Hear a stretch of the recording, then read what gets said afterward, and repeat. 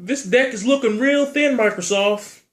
I don't think y'all playing with a full deck of cards. I think y'all doing a little some shady stuff under the table.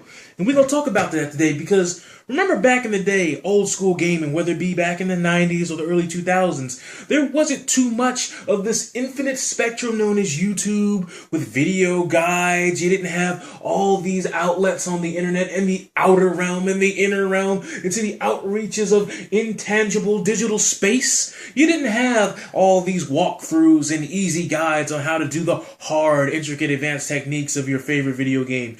You only got that through hard work, determination, and the willingness to put in the effort and the time to push yourself forward to get better at the game and therefore then progress through whatever story or dilemma or whatever you're having at the current time. But it seems now that current generation games are going to get even easier with the implementation of a feature of the X-Bomb. According to Microsoft, you're going to be able to go Xbox help. And what that will do is Xbox will go and pull up a nice little interface in which apparently developers will have to make mandatory, somewhat pseudo guides, and if not guides, instructions, in which your Xbox will then Google it on up and post it just where your eyes can see and help you navigate right on through whatever dilemma you may be having. Now, personally, that's not a feature I would use. I would like to have my grit and go on through that. Now, with that said, that doesn't mean I can't do that. So I'm not really knocking Microsoft for this, but it's something that I have to bring up because I want to question gamers of today, the current generation. What are you doing? I mean, not only do we have all the content on the internet and all that stuff just spewing and baby feeding you since day one, but now you need guides? Especially with the games getting easier and easier after generation. That's what it seems like anyway. But honestly, it's going to be a feature built into the console? I just don't know what jackass could have came up with such a thing. I don't know where this 2 out of 10 idea spawned from. Hell, it has to be some kind of joke. It has to be. But speaking of cards, let's go on to the king of ideas, the big K, the Kickstarter, the subject, the elephant in the room, Inafune's Mighty Number 9. Now, before I address this, there's some people on Test Your Might, little Mortal Kombat, Injustice, Killer Instinct forum I go to, in which some people were saying they don't like the whole business model of a Kickstarter because they believe Kickstarters just take advantage of people's generosity and kindness, go behind people's back, take money, and don't really give enough back to the people who donate. Well, they tell you what you're going to be getting out of your donations. And if you feel it's worth it, you donate. If you don't feel it's worth it, don't donate. That's about as simple as I can make that. But if you want to go in depth, you have to remember 2 key elements. That's right, folks. 2 key elements. 1, you're not forced to go out and get the $6,500 donation. It's not like they're like, ooh, if you do not donate to my Kickstarter, we'll pop all the bubble wrap in the world and you'll never get to pop bubble wrap again. Oh, and we're going to do it so it doesn't even make a sound to where it's lame. Oh, yeah, just, you see that right there? Man, you want to get that big pop, don't you? Ooh, I can tease it, but no. You ain't gonna be messing with this bubble wrap. We just gonna poke holes in it and deflate it the old-fashioned way. Which would be kind of upsetting for people who love the art of popping bubble wrap. But that's not what they're doing. They're not holding anything ransom. You get to donate at your own free will. 2, his second complaint was, well, if I donate big amounts of money, shouldn't I get cuts and proceeds from the actual game's sales? No. Because a lot of the people who are going to be donating to the Kickstarter are already going to donate amounts which come pre-packaged with a digital download of the game, meaning they won't have to pay for the game, meaning that's a sale of the game that will not be sold because it was already part of the development cost. Therefore, by proxy, some people didn't really pay for the game, they just paid for it to be made, and thus, through the generosity of the developer, you get the game for technically free, but that's technicalities, I'm sure. But did you type a single line of code?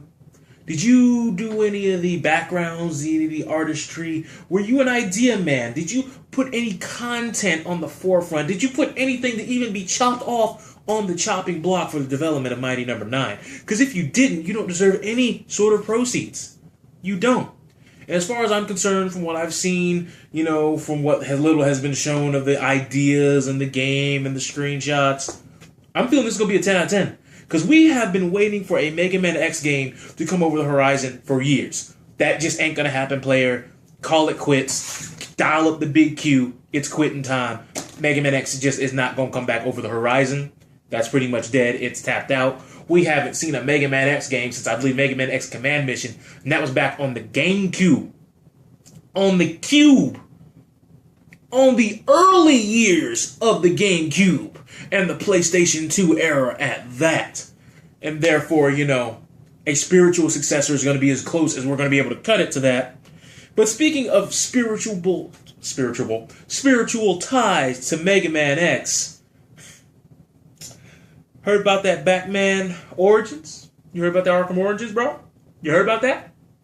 Apparently, you're going to be able to choose which villain you take down first, which order you will take them down in, and apparently they said this might even affect some story elements and will give the game replayability. And that's one thing that the Arkham games have had a fair share of already, was replayability.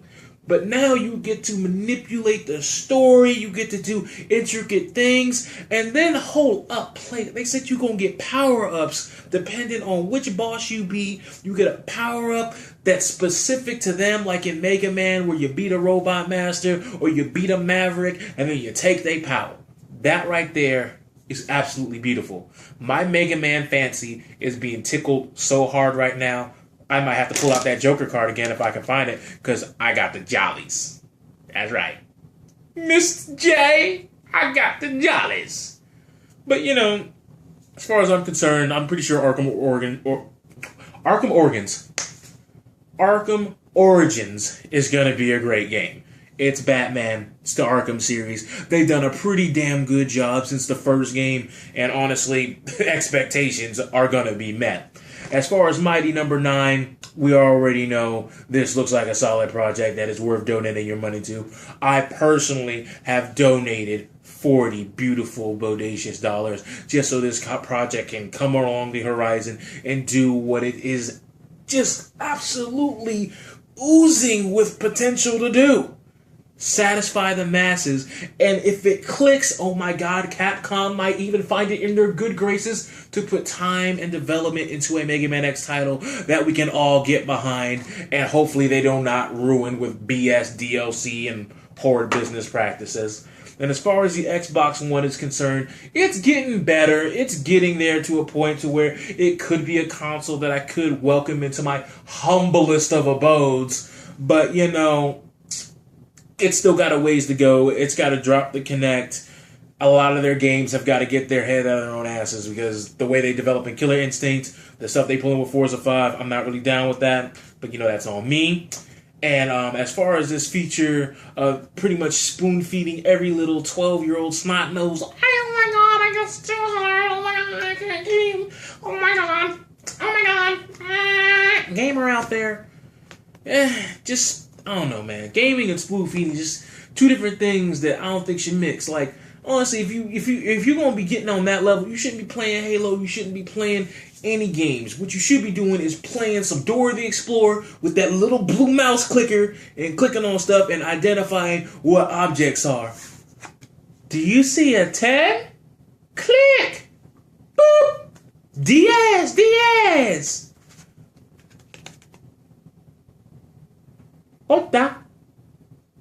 And I know what you guys are thinking. You have that bubble wrap there. I know.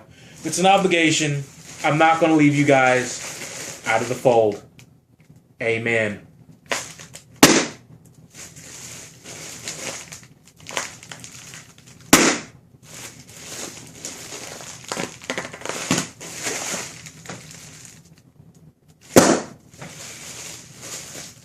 Ladies and gentlemen, I need to find myself some more bubble wrap.